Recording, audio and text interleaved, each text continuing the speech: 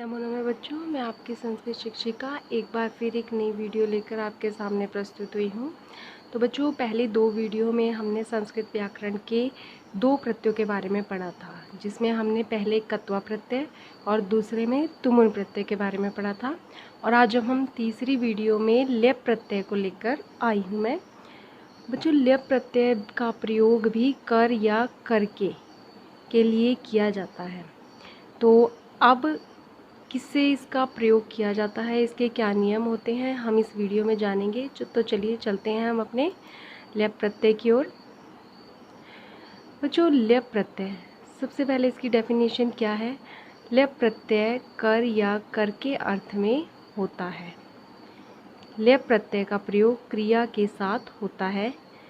धातु से पूर्व जब उपसर्ग लगा होता है तो वहाँ कत्वा प्रत्यय के स्थान पर लेप का प्रयोग किया जाता है और लेप प्रत्यय में केवल य शेष रहता है। ये बातें आपको ध्यान में रखनी है कि कर या कर के अर्थ में इसका प्रयोग किया जाता है और इसका प्रयोग धातु से पूर्व जब भी उपसर्ग लगा होगा वहाँ पर कत्वा प्रत्यय के स्थान पर हम लेप प्रत्यय का प्रयोग करेंगे और इसमें केवल य शेष बचता है। जैसे कत्वा में त्वा शेष, तुमुन में तुम शेष, उसी प्रकार लेप में य शेष बचता है। ठीक है बच्चों, तो चलो आगे हम देखते हैं। इसके कुछ नियम है, जैसे कि यहाँ पे बताया गया है। पहला, जैसे मैंने आपको बताया, लेप प्रत्यय का य शेष बचता है। दूसरा है, लेप प्रत्यय का प्रयोग कर के अर्थ में होता है, जैसे कि पढ़कर, खाकर, पीकर इत्यादि। इस प्रत्यय से बने शब्द अव्यय होते हैं। अव्यय आपको बताया गया है। पूर्वकालिक क्रिया के अर्थ में लेप प्रत्यय का प्रयोग किया जाता है। पूर्वकालिक क्या होती है क्रिया, जैसे सह गुरुं प्रणम्यम पठति, वह गुरु को प्रणाम करके पढ़ता है। ठीक है, पूर्वकालिक क्रिया मतलब क्या करके पढ़ा, क्रिया क्या है इसमें, पठति, और क्या करके पढ़ा, प्रणाम करके। तो इस क्रिया के अर्थ में हमने लेप प्रत्यय का प्रयोग किया है।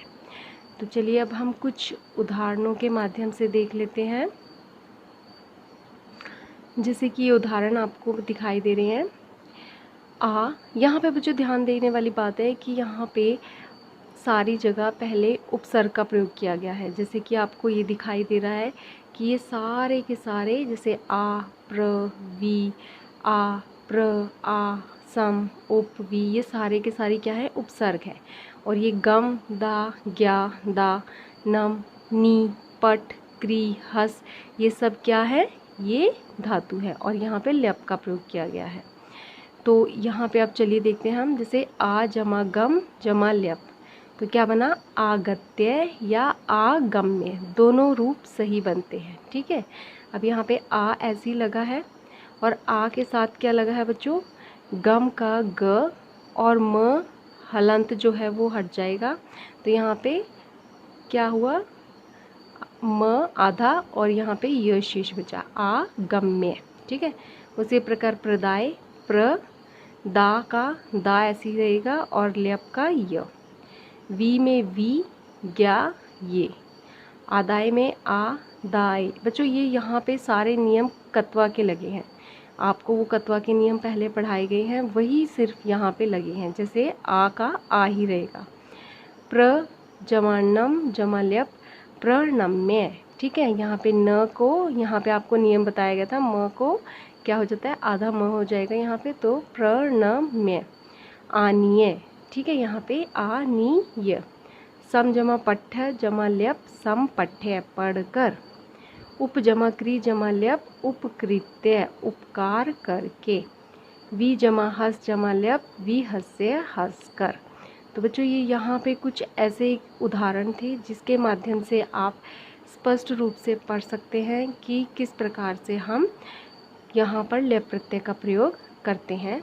तो चलिए, ये तो उदाहरण थे, अब हम कुछ वाक्यों में प्रयोग करके देखते हैं कि किस प्रकार से इनका प्रयोग किया जाता है।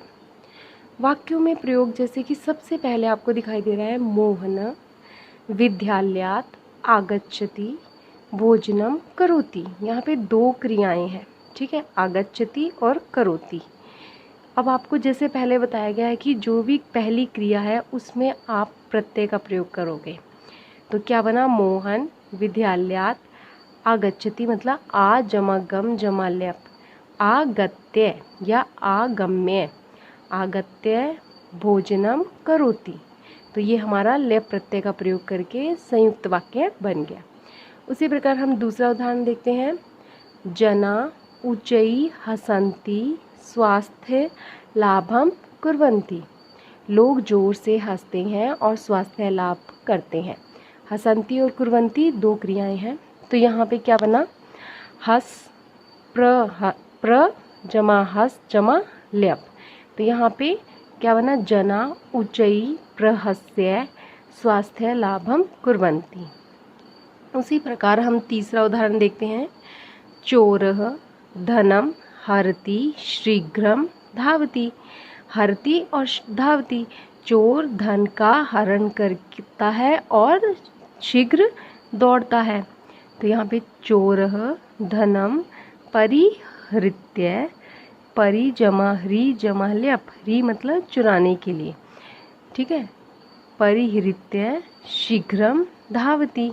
यहाँ पे परि ह्री और यहाँ पे आधा ये त और यहाँ पे ल्यप का य शेष बचा। उसी प्रकार रमेशः दुष्करम त्यजति सह प्रसन्न भवति।